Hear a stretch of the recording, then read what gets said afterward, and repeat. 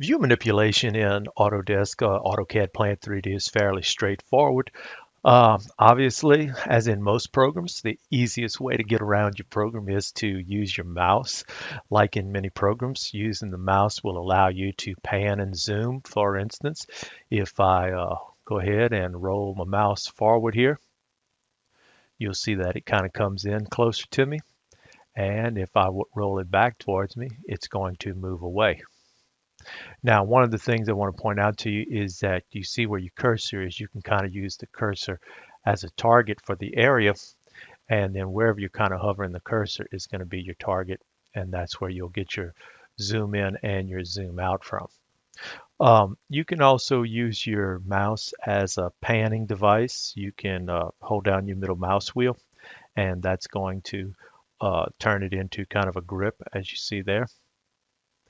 And doing a zoom to extents or a zoom all, you can use your middle mouse wheel with the double click to do that, and it'll zoom all or zoom extents. But you can also just type in Z and enter, and then you'll have those options to do a zoom all, zoom window, zoom previous, etc., to be able to zoom in with that. All right, so probably 9 out of 10 times, most people are just going to use the mouse for moving around. Now, if you notice over here, you have another option, and probably a lesser used option, but an option nonetheless. And you have what's called a navigation bar here. Now, you can access this navigation bar by typing into your command line. You'll see if you type in nav, you'll probably get nav bar. And then you have the option to turn that on or off. So if you turn it off, you're going to notice that it goes away. And then you can also turn that back on. And if you turn it on, you'll have the option back here.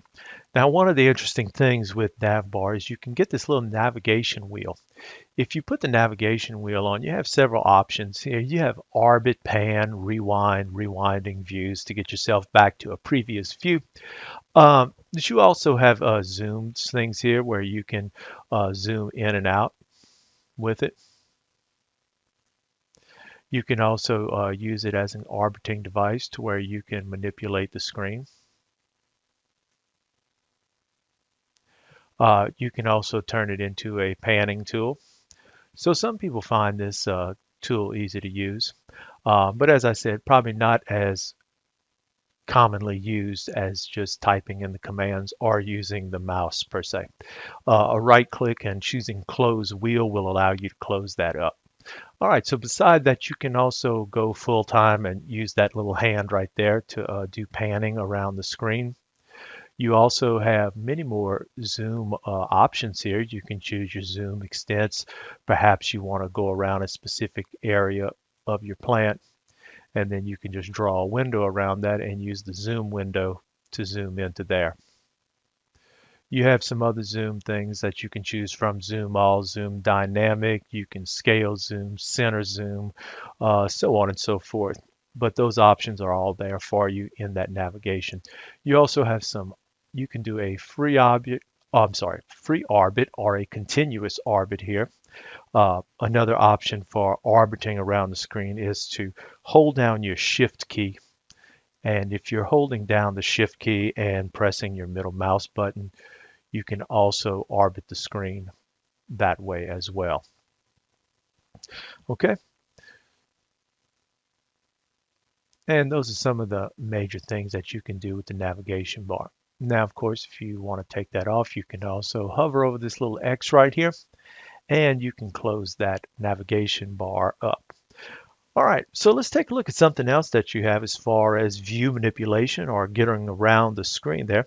If you take a look at your viewport over here, you'll see that you have several views that you can use here. If you want to see it from the top, you can switch to a top view. You can also perhaps maybe you want to go ahead and get another view here. Maybe you want a front view of the plant. And so on and so forth. You can get all these different views from using that.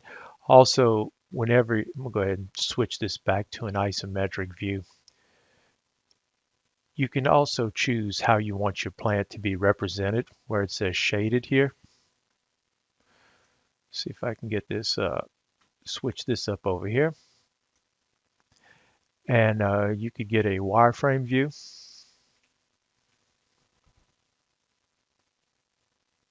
Sometimes working with a wireframe view makes things a little bit easier to work with.